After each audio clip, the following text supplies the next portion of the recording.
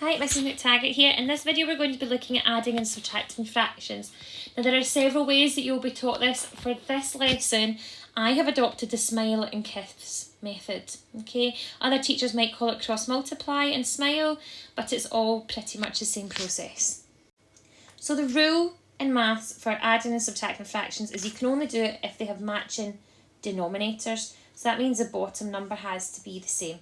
Okay, so let me show you. For example, I can't add 3/4 plus 1/3 right now because ones and quarters, ones and thirds. That's like me trying to add 3 apples and 1 banana together. They're different. That would be like different letters. Can't do that in algebra. Can't do it in fractions either. But we can manipulate fractions because we have done simplifying fractions and equivalent fractions probably before this lesson. So we can do it. It just needs a wee bit of playing around first to get it to work.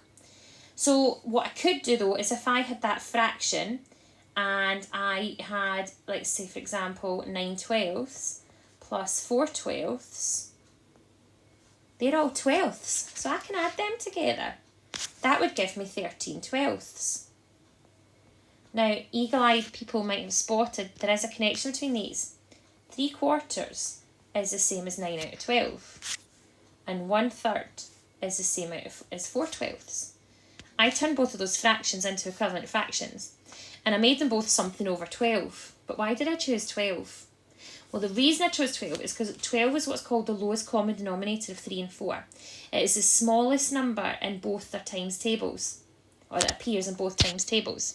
I could have turned it into something over 24, something over 36, but we always choose the smallest way possible. Now, it's quite complicated to sometimes spot what you're going to turn them into and figure out what you need to multiply by to turn them into that. So we've adopted this thing called the smile and kiss method, which makes it foolproof. You might also spot that 4 times 3 is 12. That is key today to what we're going to be doing. Okay, so let's have a look at what the smile and kiss method actually is. So what we actually do here is, our method is we smile with the bottom two numbers, and that makes my bottom number b times d, okay? And on the top, we always start, if you're reading a page, you always start from the top left of the page.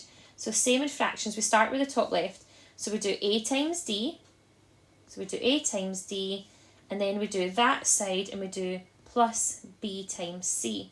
Now that plus sign refers to whatever was in the fraction. So if that was a minus, I put in a minus.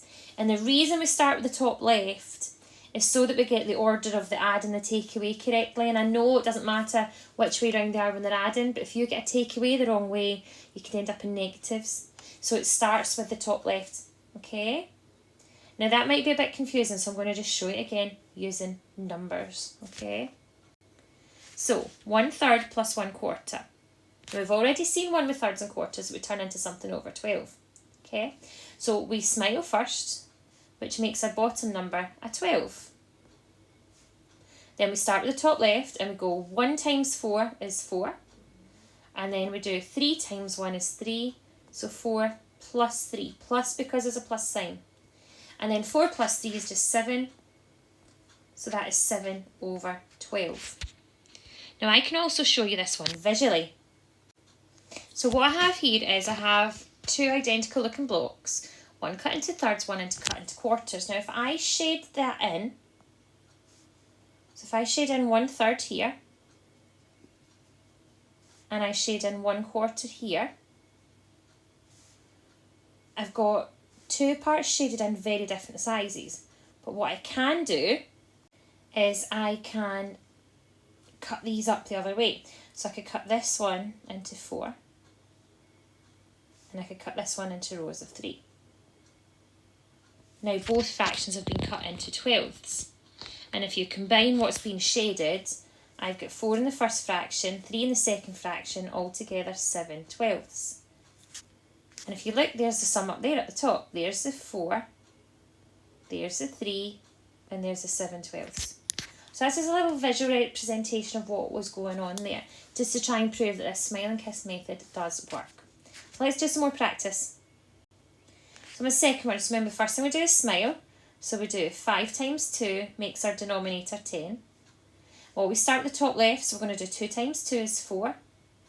And then we're going to do 5 times 1 is 5, so 4 plus 5 equals 9. So this is the same as 9/10. Done. Okay, on my third one, we're going to do our smile on the bottom. So our smile, 6 times 3 is 18. Start with the top left, we do 5 times 3 is 15. Take away sign in this one now though, and then we do 6 times 2 is 12. And you're left with 15, take away 12 on the top, which is 3, so we've got 3/18. Now notice if I hadn't started with my top left, which I keep going on about, that would have accidentally become 12 take away 15, which is negative. And even just looking at it, 5/6 is the biggest fraction. That's almost a full whole now. So we're ended up with 3/18 for our answer. And a quick glance, it tells me, I don't like it. There's a common factor in there of 3. Both these numbers divide by 3, so divide them by 3, we end up with 1/6. So just watch out for that. That's one of the tiny flaws with the smile and the kiss method, is it doesn't necessarily turn it into the lowest common denominator, but it is a foolproof method that will always work. So that is some very simple fractions using the smile and kiss method. We're going to move on to some slightly harder ones now, where there is a whole number in front of the fraction and it gets a bit trickier here. Generally though, not too bad as long as we keep our numbers nice and small. Okay, now there are various methods of doing this, and there are times where I teach to do 2 take away 1 first and deal with the whole numbers, but that gets very complicated when the fraction on the right hand side is bigger than the one on the left and people start to find it a wee bit complicated. So what I'm trying to do here is keep a nice consistent approach where all fractions need to be top heavy first, and then you don't have to question, oh, when is it top heavy, when it's not, because when you come to do multiplication and division, they have to be top heavy. So I'm going to do the same rule for adding and subtracting. But be aware, you might have been shown a different method. This is the way my class are doing it this year. So to make them top heavy, we have to do 2 times 7. So you do the whole number times the denominator. So 2 times 7 is 14, plus the 4 is 18. So I've got 18/7. Take away 3 times 1 is 3, plus the 1 is 4. So take away 4/3. Now we're ready to do the smile and the kiss. So the smile part makes my denominator 21. I'm going to do 3 times 18. Now if you can't do that very easily mentally, you go into this old-fashioned wonderful thing called a sum at the side. 3 times 4 is 24. Sorry, 3 times 8 is 24. I'm thinking ahead here. 3 8s are 24. 3 1s are 3 plus the 2 is 54. So I've got 54. Take away 7 times 4 is 28. Now 54 take away 28, I cheat, I take away 30 and then add back 2, but you all have different ways of doing it.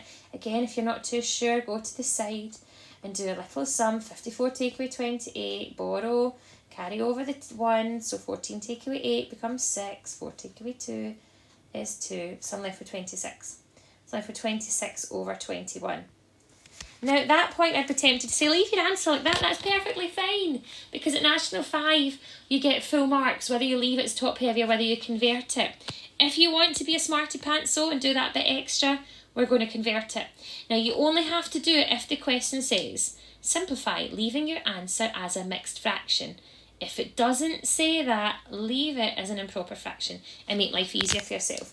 Now we know that that is something else because 26 is bigger than 21.